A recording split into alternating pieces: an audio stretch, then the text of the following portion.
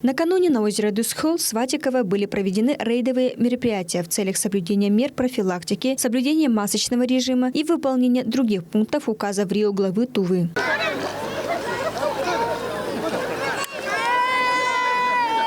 Многие жители ошибочно считают, что благодаря тому, что вода подвергается воздействию большого количества солнечных лучей, а они губительны для вируса COVID-19, им ковид не страшен. Но стоит помнить, что ковид передается от человека к человеку воздушно-капельным путем. Поэтому места с большим скоплением людей опасны. Как обычно, что можно хоть сколько, определенное количество людей на комнату.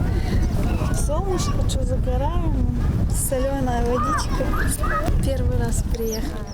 Сотрудники Роспотребнадзора также напомнили, что заглатывание загрязненной озерной воды во время купания небезопасно, особенно для детей. Специалисты рекомендуют объяснить детям об опасности заглатывания воды во время купания, а именно попадания неочищенной воды в дыхательные пути, в глаза, уши. Организм таким образом ослабевает. Рейды по проверке соблюдения мер профилактики коронавируса в акватории республики продолжатся. Айсу Монгуш Чайхан Донга, Кюзел Сарг Серен, телеканал Тува 24.